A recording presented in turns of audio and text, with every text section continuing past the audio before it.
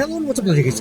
Pemerintah Indonesia menyarankan kita untuk mengganti mobil kita menjadi mobil listrik. Tapi ada satu masalah besar, yaitu mobil listrik zaman sekarang mahal. Iya, ini aja SUV termurahnya Tesla di Indonesia sudah tembus 2 miliar rupiah. Jadi adakah solusi transportasi elektrik yang terjangkau dan cocok buat Indonesia? Kayaknya ada nih. Nah, mobil ini by Poco dan harganya itu hanya 170 jutaan rupiah. Jadi kayak apa sih mobil listrik yang jauh lebih murah dibandingkan Wuling REV ini? Ini dia Poco MM tahun 2020.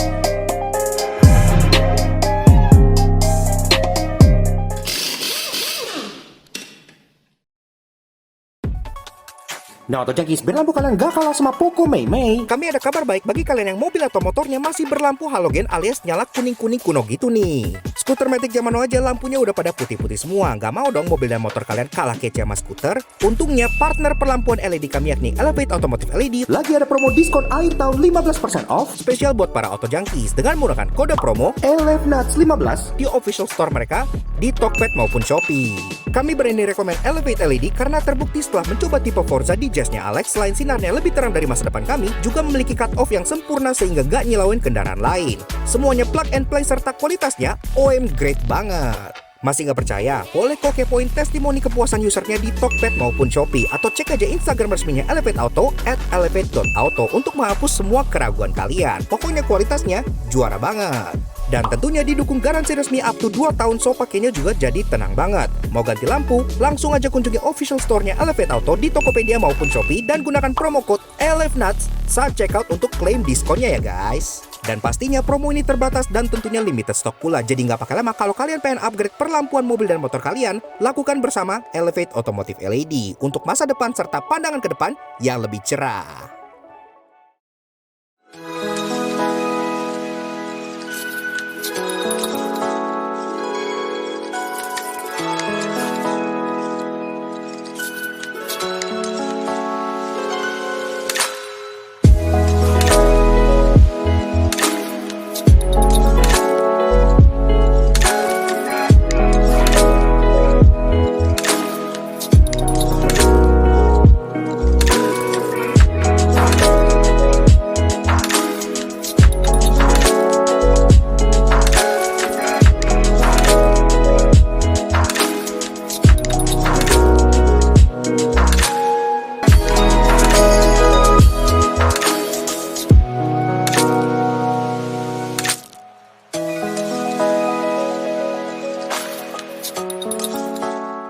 Eksterior tampil kompak, futuristis, namun agak sporty karena bodinya nggak terlalu mengkotak seperti Wuling REV yang menciptakan sebuah eksterior yang tampil dinamis. Nah, Auto Junkies, Poco MM tahun 2022. Tunggu. Mungkin ketika gue bilang ini adalah mobil buatan Poco, yang kalian pikir adalah Poco ini, iya kan? Bukan. Jadi ini bukan Poco Phone yang adanya Xiaomi, itu bukan, beda gitu ya. Ini Poco dengan C-nya 2, iya, jadi Poco gitu ya. Dan ini sendiri memang sebuah mini EV dari China yang sekarang posisinya sedang melenggang cantik di Thailand International Motor Expo di bawah importir, dan harganya di sini impor itu 170 jutaan rupiah kalau dikonversi ke IDR gitu ya. Jadi cukup terjangkau. Itu harganya jauh lebih murah dibandingkan Wuling REV yang ada di Indonesia sekarang. Bahkan gue berani bilang dari beberapa angle proporsi si Poco MM ini lebih enak dilihat dibanding Wuling REV yang terlalu ngulkas banget gitu ya.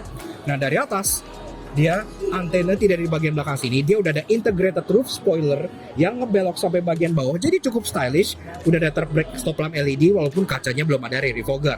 Nah, di bawahnya lagi dia udah ada full width LED bar di bagian sini walaupun ada yang annoying, dan logo Poco-nya itu di bagian lampunya sebelah sini. Jadi ngingetin ke logo Porsche sama-sama P.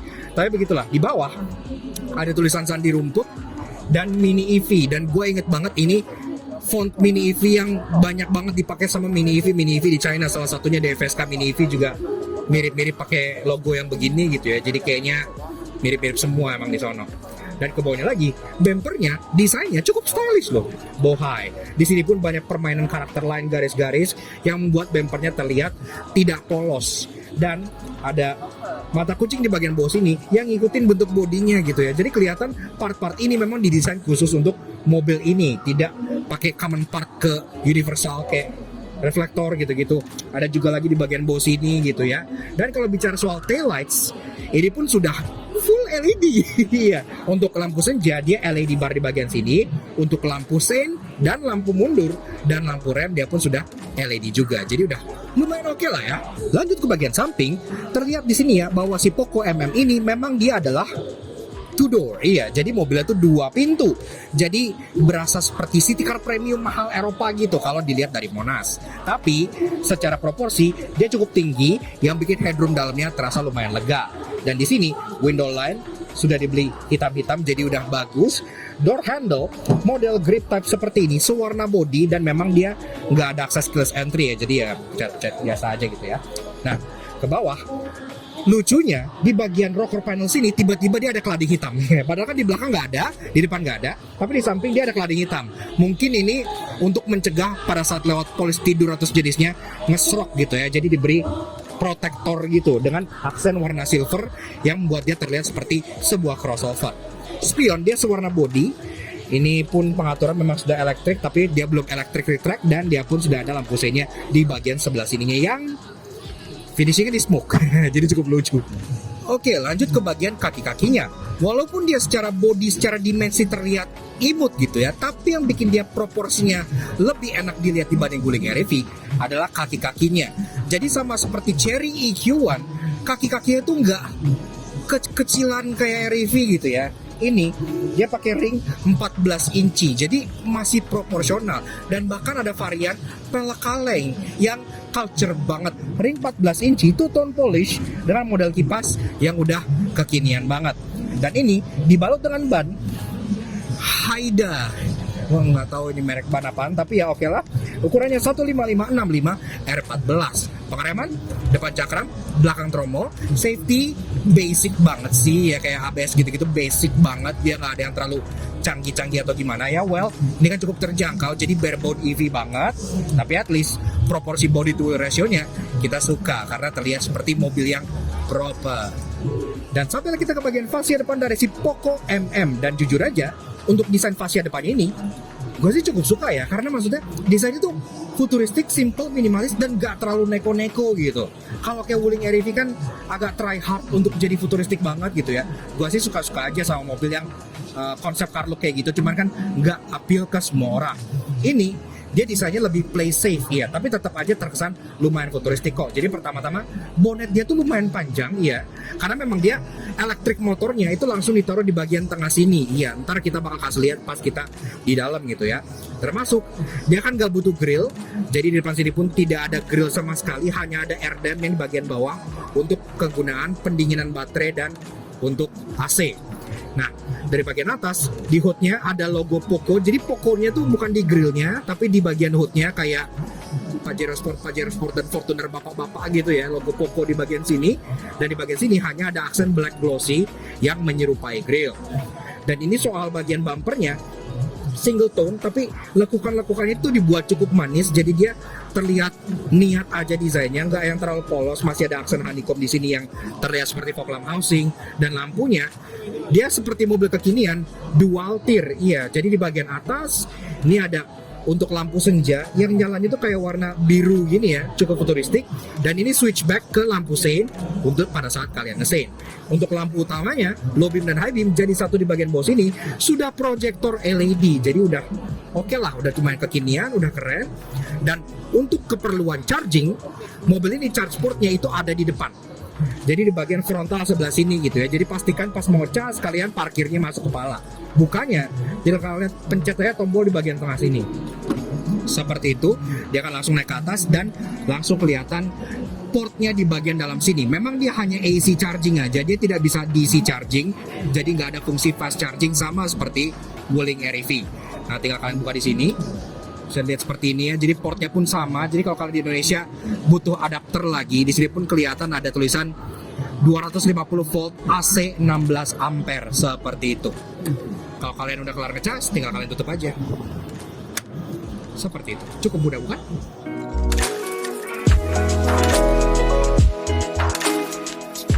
Interior walaupun secara build quality masih standar banget, namun secara desain ia cukup berani dengan warna terang serta dashboard yang driver oriented seperti fighter jet. Oke, lanjut bahas interior dari si Poco MM. Pertama-tama, seperti yang gue bilang, karena ini kan mobil di Thailand itu CBU dari China, dibawa oleh importir umum yaitu BRG Group. Alhasil, mobil ini masih setir kiri ya, jadi ya seperti market China pada umumnya. Pintunya, ini tidak seenteng yang kalian kira. Cukup enteng tapi masih terasa seperti pintu besi mobil yang proper gitu ya. Jadi ini tidak seperti bajai atau gitu. Ini benar-benar proper car door. Jadi ya seperti itu. Oke. Nah, begini aja guys, interior dari si Poco MM tahun 2022. Sebelum gue bahas desain, fitur, dan ada apa aja di bagian dalam sini, seperti biasa, kalau kalian suka dengan kami, kenapa kalian suka, kalian cara klik tombol like di bawah dan klik tombol merah terus untuk subscribe ke channel Soto Jangki. Jangan lupa nyalakan loncengnya supaya kalian gak pernah video dari kami, dan juga main-main ke Instagram kami di @Laknats_AJ untuk info terbaru otomotif harian. Oke, tentunya karena ini pun di pameran, kita tidak ada kuncinya. Iya, jadi kita tidak bisa kasih lihat kalian, tapi at least kap mesinnya nggak dikunci. Jadi kurang lebih soal motor listriknya yang berlokasi di depan itu seperti ini.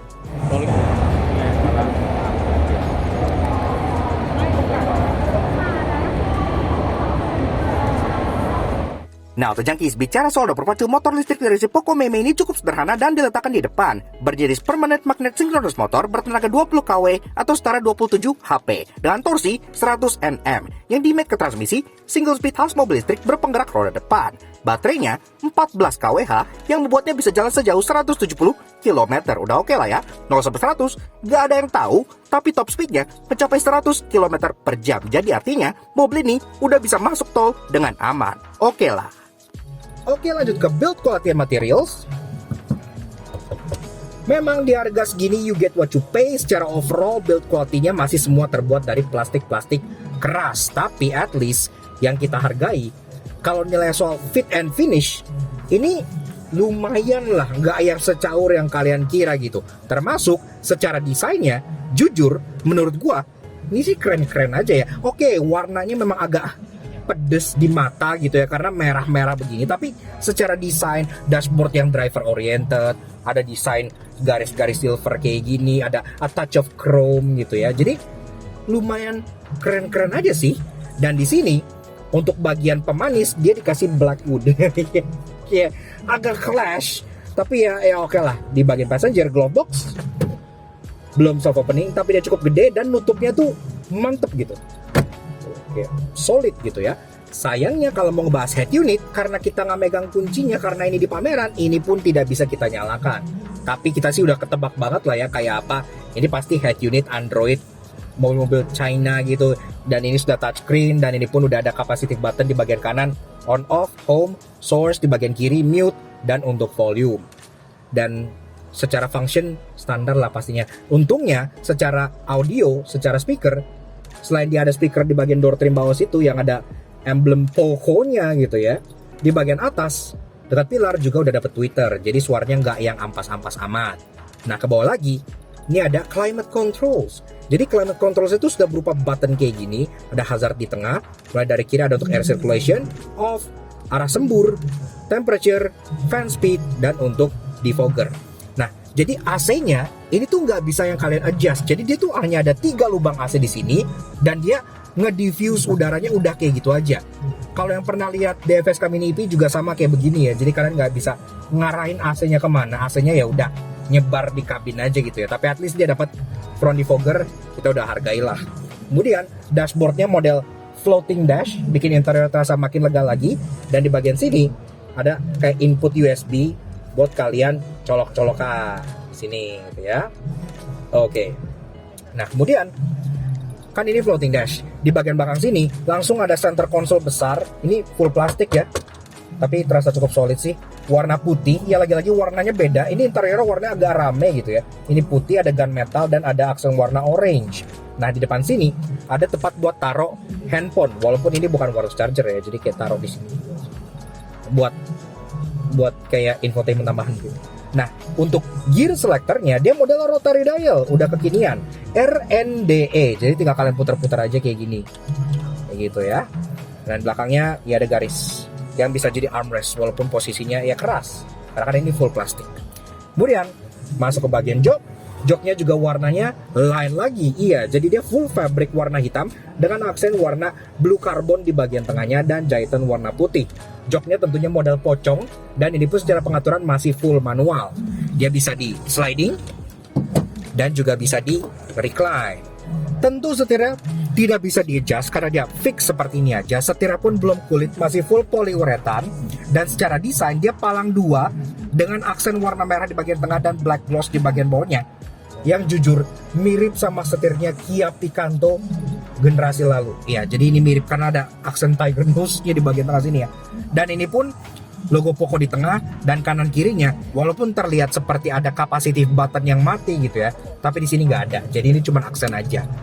So dia belum ada steering wheel controls. Nah untuk stalks-nya di bagian kanan wiper, di bagian kiri lampu, udah ada fog lamp juga. Nah speedometernya jujur keren sih, maksudnya kayak dia tuh kayak speedometer motor, modelnya tuh vertikal dan garis dari sini yang warna silver langsung ngebelok ke bagian speedometernya nyambung ke sebelah sini gitu. Jadi desainnya tuh kayak thoughtful gitu ya. Dan ini pun diberi tudung supaya nggak glare pas kalian lagi siang-siang lihat gitu. Jadi benar semuanya sudah dipikirkan dengan seksama. Nah, door trim dari atas sampai bawah dia warnanya two tone, jadi plastiknya hitam dengan aksen soft touch. Iya, akhirnya ada soft touch warna merah di bagian tempat kalian taruh tangan. Itu kukulitan dan kalau kalian tekan-tekan itu udah empuk lah, udah enak gitu ya. Stitchingnya pun warna hitam. Jadi ya oke lah.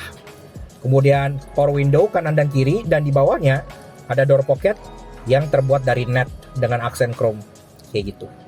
Nah, ke bagian atas di kaca tengah ini dia ada day night view manual, tapi dia menarik, ntar gue jelasin di bagian interestingnya, termasuk di bagian atas ini ada satu buah lampu yang sudah LED. Oke, bikin malu Innova Zenix. Kemudian ada dua buah sun visor yang dua-duanya udah dapat card holder dan udah dapat kaca juga. Jadi cukup lengkap lah ya. Headlinernya warnanya beda lagi. Iya, ini warnanya kayak light grey hampir champagne gitu. Jadi terang, terasa lega di dalam sini. Dan gua untuk interior baris kedua akan langsung aja ya, karena interior baris kedua jujur aja menurut gua agak unusable. Nah jadi baris keduanya itu seperti ini. Jujur ini sih hanya untuk bocah ya menurut gua ya, atau kalian yang extremely malnourished. Karena kalau kalian bebel kayak gua, otomatis langsung ini tidak akan muat. Joknya sama kayak di depan, full fabric dengan aksen blue carbon dan style headrest model pocong kayak gini. Ya menurut gue ini joknya tuh kecil banget, bener-bener kalau gue sih kayak duduk sendiri gitu ya, tapi kalau bocah bisa duduk berdua. Soal amenities di bagian samping-sampingnya masih dapat kayak hook gitu ya buat kalian gantung-gantung sesuatu. Kemudian penyimpanan di depan jok belakangnya masih dapat seat back pocket. Kanan dan kiri ada cup holder di bagian tengahnya sebelah sini dan ada penyimpanan terbuka di bagian bawahnya sebelah sini gitu ya. Walaupun ini serba satu doang, jadi kalian harus berantem kalau kalian pengen pakai untuk orang baris keduanya. Oke, lanjut bahas soal bagasi dari si Poco MM. Pertama-tama untuk bukanya, dia nggak ada akses dari bagian luar sini gitu ya. Jadi nggak ada tombol atau gimana. Aksesnya cuman dari dalam aja. Tapi menarik, ntar gue bahas. Nah, buka dulu. Gue buka. Seperti ini, iya. Jadi bagasinya itu sebenarnya ya masih usable sih, walaupun dalam keadaan jok baris kedua yang agak sedikit menyedihkan ini masih berdiri. Kalian masih bisa taruh di sini kayak gym bag satu itu masih masuk, ataupun kayak belanjaan groceries itu masih masuk ke sini gitu ya. Tapi memang sisanya ya udah, kalau kalian butuh ruangan lebih besar buat naruh koper gitu-gitu, tentunya jok baris kedua ini harus ditidurkan sebagaimana mestinya. Dan itu menghasilkan lamp kecil sih di bagian sini, tapi nggak yang terlalu intrusif karena lumayan kecil. Sisanya di sini kalian langsung bisa muat koper large 1 gitu ya, masih muat gitu. Koper medium 2 pun masih muat. Jadi ya lebih baik jok baris keduanya diangkat dan dikeluarkan saja karena cukup mudah. Ini cuma pakai mur doang nih. Kalau misalnya di bagian sini nih ada murnya, tinggal kalian angkat aja gitu, udah beres gitu ya. Sisanya ada beberapa amenities, contohnya kayak hook di bagian pinggir-pinggir sini itu ada buat kalian gantung belanjaan, kanan kiri udah dapet gitu ya. Kemudian dia pun ada mungkin optional tonneau cover karena ada untuk bagian taruhnya tonneau cover walaupun di sini lagi nggak ada. Namun sayangnya ini load lipnya emang gede banget karena kan dia plat nomornya ditaruh di bumper, jadi load lipnya tuh tinggi, load lipnya tuh kurang lebih segini gitu ya. Jadi kalau kalian pengen keluar masukin barang harus diangkat dengan lumayan tinggi gitu, dan ini begitu juga pas mau masukin kalian harus angkat lumayan tinggi. Tapi setidaknya ya ini bagasinya masih proper lah dibanding bahkan tipe yang lebih atasnya aja yang bagasinya kayak Brio cuman kaca. Ini at least bagasinya masih ada logamnya, jadi berasa lebih aman.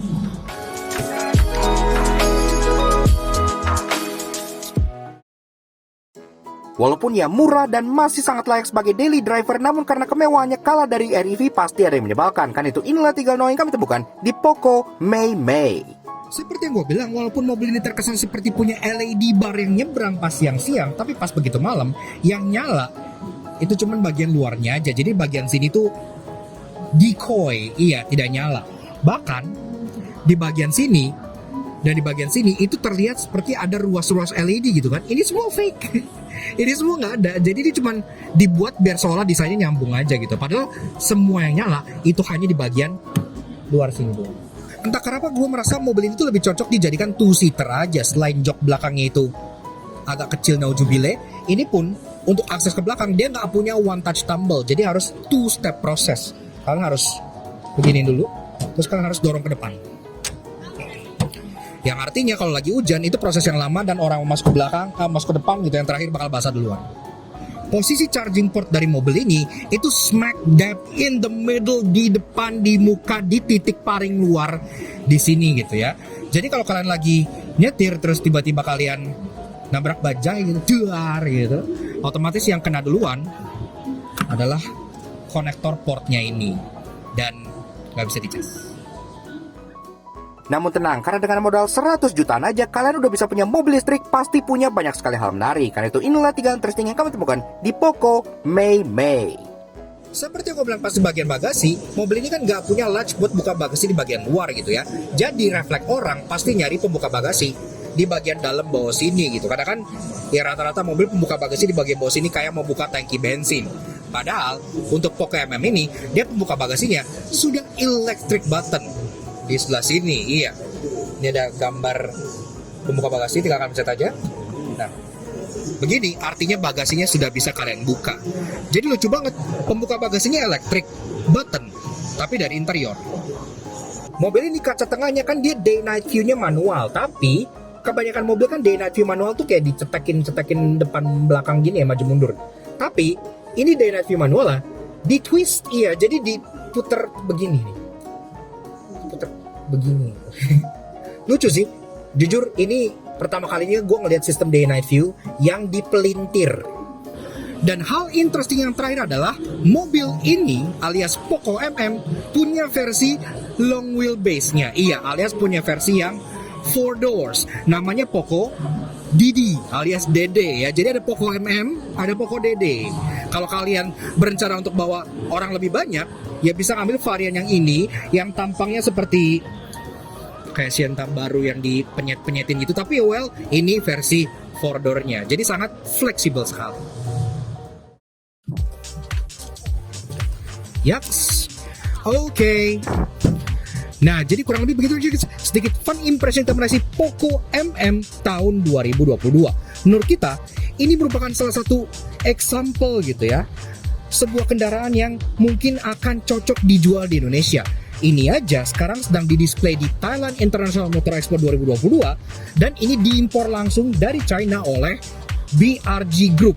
Diimpor CBU China aja, mobil ini dijual di sini seharga 379.000 baht atau yang dikonversi langsung itu sekitar 170 jutaan rupiah.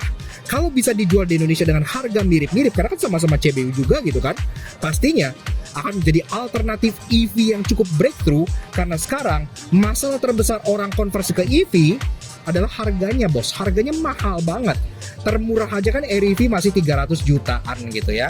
andai ada EV yang 100 jutaan, pastinya jangkauan EV akan lebih banyak lagi dan orang-orang mungkin akan lebih tertarik untuk konversi ke kendaraan listrik seperti itu. Yes, jadi kita harap si Poco ini bisa sampai Indonesia. Kita nggak tahu apakah ada setir kanannya apa enggak, tapi menurut gue ini kita cukup menarik sih kendaraannya, maka kita ulas aja kan harganya sangat terjangkau. Seperti itu. So thank you banget kepada BRG Group yang udah izinin kita untuk ngulas si Poconya, dan thank you banget ke kalian semua yang udah nonton. Kalau kalian suka dengan karya kami, kenapa kalian support kami dengan cara subscribe ke YouTube channel kami Laknat Soto Jangki. Kepo juga sosial media kami untuk Instagram kami Laknat_Jes plus ini supaya selalu up to date dengan liputan kami mengenai Thailand International Motor Expo dan punya review mobil yang unik yang jarang disentuh oleh reviewer lain seperti ini. Oke, sekian aja untuk si Poco MM yang sangat terjangkau ini. We'll see you guys again in the next video. Ride safe and Godspeed.